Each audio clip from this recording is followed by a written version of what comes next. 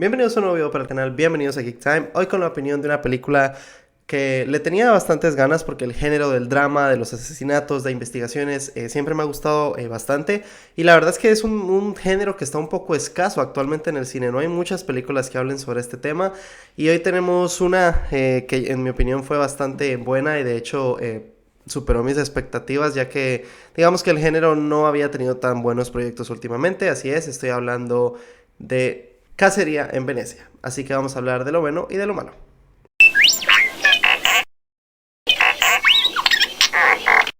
Vamos a empezar hablando por lo positivo como siempre, y de hecho yo creo que lo más positivo que yo destacaría de esta película es la narrativa que tiene. La película te mantiene con un estado de nerviosismo, de saber qué va a pasar durante un largo tramo de la película. Es una película que está extremadamente bien escrita, la verdad es que está muy bien escrita la película, y narrativamente va progresando la historia de modo que tú sí tienes esa intriga o esa curiosidad de saber qué va a pasar, de saber quién es el asesino. Una pequeña sinopsis de la película para los que no la hayan visto. Bueno, básicamente se trata de hubo un asesinato / suicidio de una muchacha en una casa embrujada de Venecia, y a un investigador privado quiere resolver el caso porque pues básicamente lo obligan a ir, ya que está retirado actualmente. Pero una vez está ahí y pasa un asesinato dentro de la casa, empieza toda la investigación de quién mató no solo a las dos personas que mueren en esta película, sino quién mató a la hija de nuestra protagonista, a la par de nuestro protagonista, sería la coprotagonista, ¿no? Entonces básicamente se trata de eso, y narrativamente hablando la película es muy buena. En el principio nos muestran que nuestro personaje principal, que es Hercules, interpretado por Kenneth Branagh, que hace un trabajo extraordinario, pues es la tercera vez que encarna este papel, tienen una vida muy relajado en Venecia. Ahí tenemos los matices de comedia de los 40 que me encantaron, comedias de estilo Charlie Chaplin. Me gustó mucho, se nota mucho la inspiración de ahí. Tenemos esta parte tranquila porque después se va a venir una tormenta a partir del segundo acto de la película, cuando ocurre el primer crimen. Así que narrativamente la película es extremadamente buena por cómo te va atrapando en la historia. La película tiene muchos personajes y se maneja bien los tiempos de cada personaje para que tú sospeches de que cualquiera puede cometer el crimen, menos la que lo comete. Que eso yo creo que es algo muy bueno. Estas películas normalmente pecan de que se puede saber mucho antes de que termine la película quién es el asesino, y yo creo que en esta en específico, a pesar de que el giro de trama digamos que es bastante común, la película está tan bien escrita que no te lo esperas para nada. Yo creo que lo más positivo en una película de misterio tiene que ser el mismo misterio, y en esta película yo creo que el guión está tan bien escrito que tú desconfías de todos menos de la que realmente es la culpable. Entonces para mí eso es lo más positivo, porque es lo que más debe destacar de una película de este género, y esta película no falla en eso y destaca bastante. Otra cosa muy positiva son las interpretaciones. Como dije, Kenneth Branagh es nuestro protagonista, Hercules, pero también tenemos a Kelly Reilly como Rowena, que es un personaje, es la culpable al final, spoilers, pero bueno, ya saben que mis opiniones son con spoilers, pero es un personaje que interpreta tan bien a este personaje inocente, a la víctima, la que perdió a su hija, la que perdió sus riquezas, la que vive en la casa embrujada, que nunca sospechas de ella, y el papel de ella es como la de la damisela en peligro durante prácticamente toda la película. La película no es muy larga, dura 1 hora 43 minutos, no es tan larga, y ella hace un papel extraordinario para que tú apartes la vista de ella, no desconfías de ella en ningún momento. Y los demás personajes a mí me gustaron mucho. Tenemos algunos sí bastante clichés. La película está situada en los 40, entonces creen mucho en la brujería, y como la casa es paranormal, todo el mundo cree que la casa pues es poseída por los fantasmas, está embrujada, menos nuestro protagonista, que es ateo, no cree en estas cosas, entonces él sí quiere ir a la profundidad.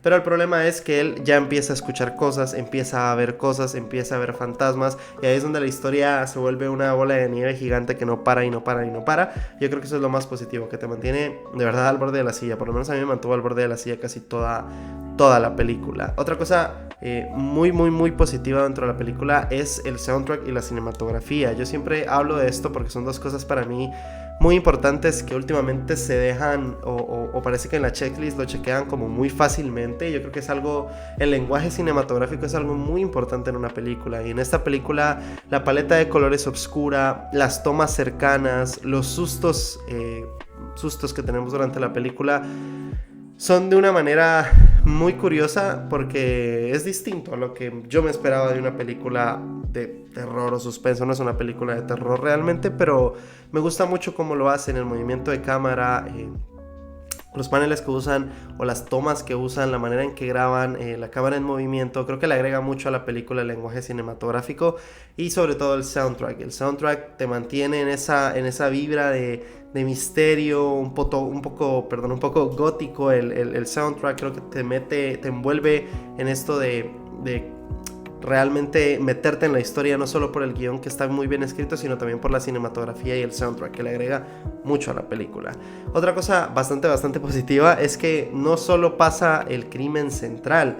Hay varios personajes que agarran mucha importancia, como Vitale, que es el guardaespaldas de nuestro protagonista. Él al final también tiene una historia aparte con Adrian, que es la escritora, el personaje de la escritora. Una historia de trasfondo, una historia de traición, una historia de engaños, de estafas. Entonces hay muchas cosas juntas, y me quería reservar hablando de los personajes, mi personaje favorito de la película, que es Leopold, el niño. Me encantó, me pareció fantástico el papel que hace Jude Hill, que es el actor. Me gustó mucho, a mí me encantan ese tipo de personajes. Es verdad, entiendo que si alguien dice, oye, es un niño, ¿cómo va a hacer todo lo que hizo? ¿Cómo fue capaz de ingeniarse el plan que se ingenió? Entiendo eso, pero también entiendo que te plantean que el personaje es así de brillante desde el primer momento que lo vemos. Entonces a mí no me desentona tanto que sea capaz de hacer estas cosas el niño, ¿no? Pero el personaje, no les voy a mentir, a mí me encantó, me volvió loco ver cómo logró hacer este plan para tener dinero, cuidar a su papá, cómo cuidaba a su papá, cómo amaba a su papá, cómo hacía todo por su papá. Es muy fácil encariñarse con ese personaje, y se ve como el sucesor. No creo que esta saga siga, pero se ve como el sucesor por el hecho de que tiene bastante potencial. Si logró hacer eso, es capaz de lograr cualquier asesinato. Él sabía la verdad desde el principio, pero se estaba cuidando sus propias espaldas y por eso no la decía. Eso le causó la muerte a su padre, y probablemente él se culpe por eso el resto de su vida. El personaje está muy bien escrito, y la interpretación de Jude Hill es fantástica. Y el cierre de la película, como dije antes, como no solo cierra en el crimen central, sino hay historias paralelas que toman bastante importancia, la película se vuelve un poquito más redonda en ese aspecto. Pero ahora vamos a hablar de lo negativo, porque la película a mí me pareció un peliculón, me gustó mucho, pero no es perfecta. Yo creo que en el tercer acto, al ser una película corta, estoy seguro que el corte final o el corte original de la película no era tan corto, porque el tercer acto se siente bastante acelerado. Es verdad que ciertas tramas, sobre todo el crimen central, el crimen principal, se soluciona muy rápido al final, y sí te ponen ciertas tomas que a mí me gustaron mucho de ver, o de mostrarte, mira, tú tuviste las pistas al frente de tu cara todo el tiempo, pero no le pusiste atención. Pero es verdad que el protagonista sí sabemos que es un gran investigador y todo, pero lo aceleran bastante, porque él simplemente dice, fuiste tú, y te da los puntos, ¿no? Pero no tenemos tal vez ese trasfondo de cómo lo descubrió, cómo llegó a esa conclusión, cómo es que logró descifrar eso. No lo tenemos. Entonces yo creo que el tercer acto sí se acelera bastante.